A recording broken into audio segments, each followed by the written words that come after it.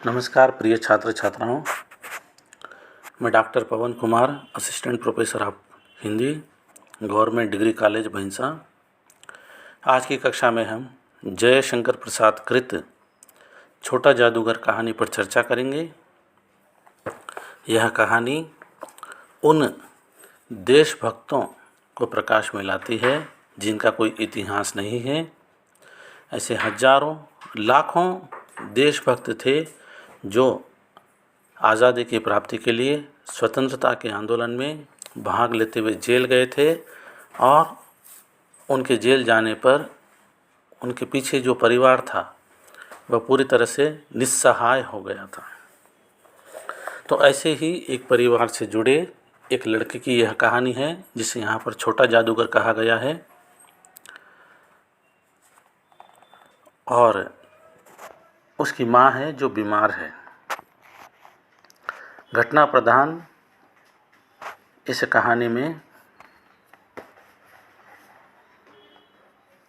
Carnival के मैदान में, कार्निवल जहाँ पर रोमन कैथोलिक लोगों का एक उत्सव होता है, ऐसा स्थान। यहाँ पर हम इसे नुमाइश एग्जीबिशन कहेंगे। कार्निवल के मैदान में बिजली जगमगा रही थी, हंसी और विनोद का कलनाद गूंज रहा था और वहाँ एक लड़का चुपचाप शरबत पीने वालों को देख रहा था। उसके गले में फटे कुर्ते के ऊपर एक मोटी सी सूत की रस्सी पड़ी थी और जेब में कुछ ताश के पत्ते थे, अर्थात वह भी कुछ खेल तमाशा दिखा सकता था। इसीलिए कहानीकार प्रसाद ने उसका नाम छोटा जादूगर रखा। उसके मुंह पर गंभीर विषाद के साथ धैर्य की रेखा भी थी।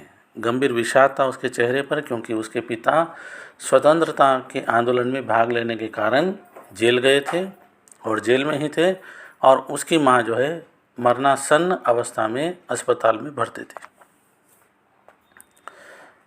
साथ में धैर्य की रेखा भी थी। इतना सब होने के बाद भी उस छोटे से बालक ने जो है अपना धैर्य नहीं खोया। उसके अभाव में भी संपूर्णता थी। बहुत ही मार्मिक बात यहाँ पर कही गई है।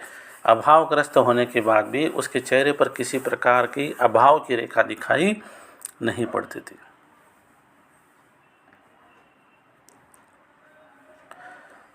तो यहाँ पर एक बाबूजी जो कार्निवल देखने आए हैं, उनसे वह कहता है,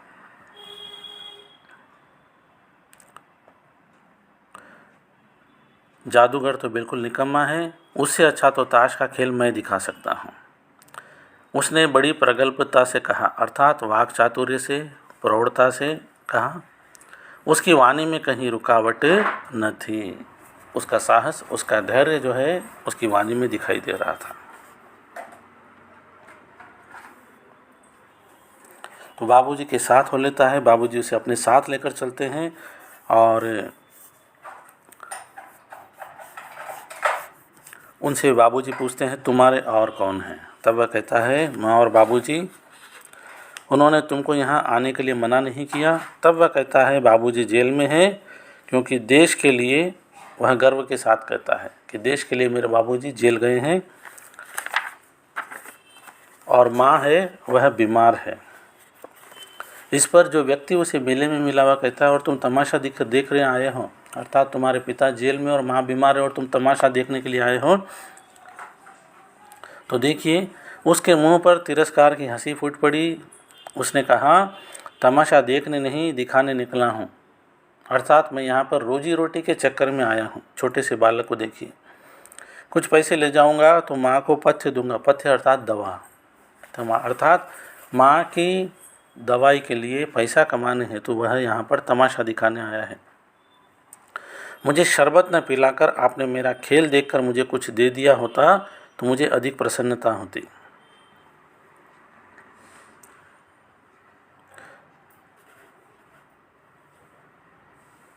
और आगे कहता है, जब कुछ लोग खेल तमाशा देखते ही हैं तो मैं क्यों न दिखाकर माँ की दवा दारू करूं और अपना पेट भरूं। तो किसी के लिए तमाशा जो है आनंद का, पैसे खर्च करने का, साधन है, तो इस बालक के लिए जो है अपना पेट भरने का और माँ के लिए दवा की व्यवस्था करने का साधन है।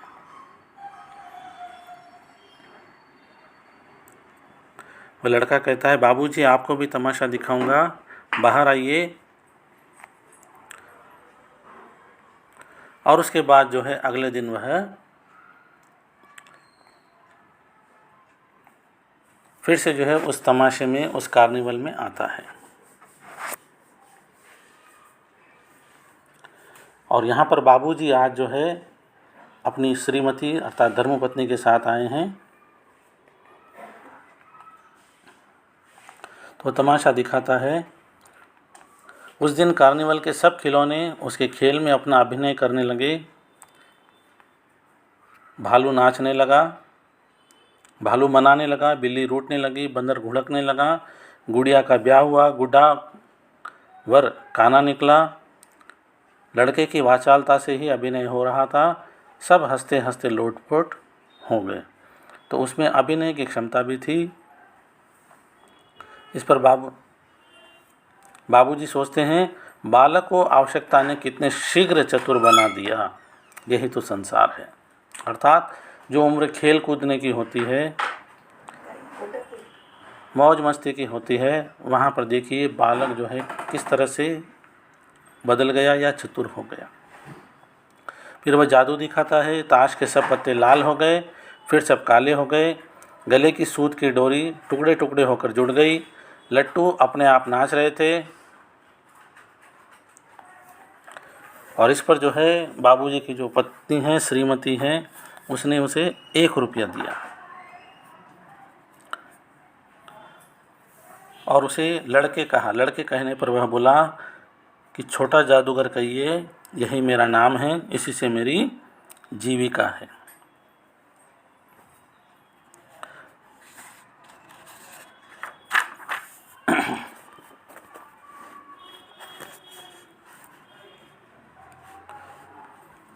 इसके बाद में जिस झोपड़ी में वह रहता है, किसी कारणवश वो बाबूजी वहाँ पर जाते हैं उनकी कार में और उस लड़के को पूछते हैं कि तुम यहाँ क्या कर रहे हो। तो वो लड़का बोलता है, मेरी माँ यहीं है ना।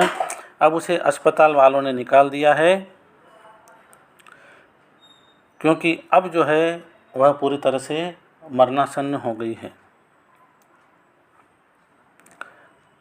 वहाँ पर एक स्त्री चीथड़ों से लदी हुई काँप रही थी। छोटे जादूगर ने जो 1 रुपया उसे तमाशा और दिखाने के बाद में मिला था, उससे खरीदा गया कंबल उसके ऊपर डालकर उसके शरीर से चिपटते हुए कहा, माँ।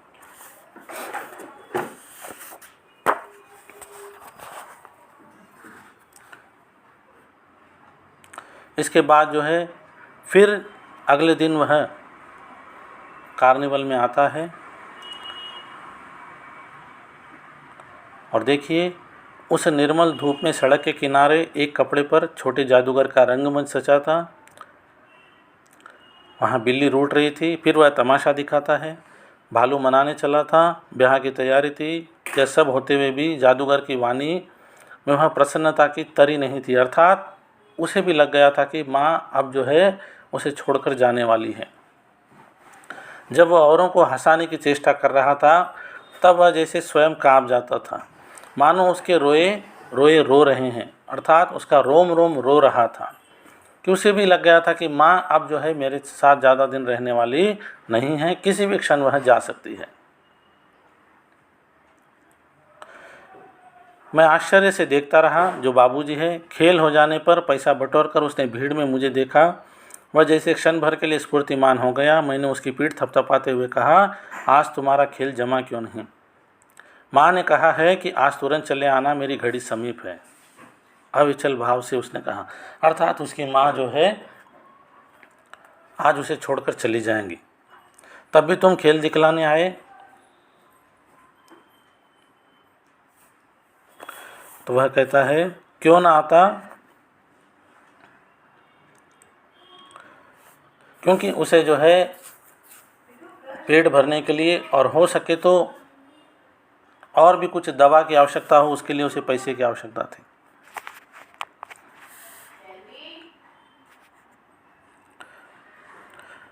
उसके झोले को गाड़ी में फेंककर उसे भी बैठाते हुए मैंने कहा, जल्दी चलो।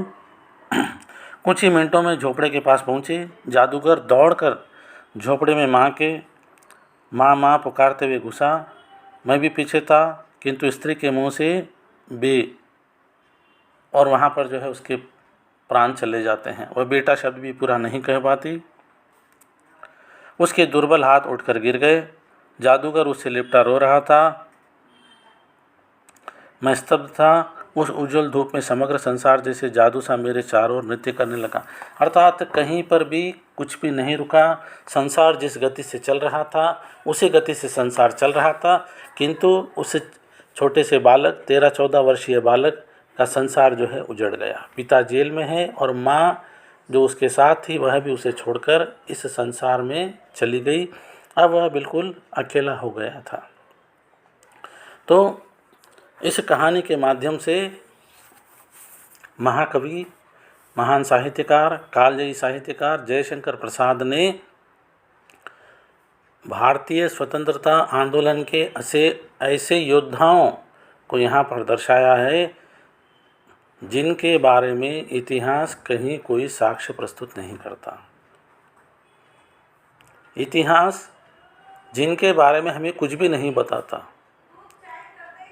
ऐसे हजारों लाखों क्रांतिकारी थे, आंदोलनकर्ता थे, जिनके जेल जाने की वजह से उनका परिवार पूरी तरह से जो है बर्बाद हो गया।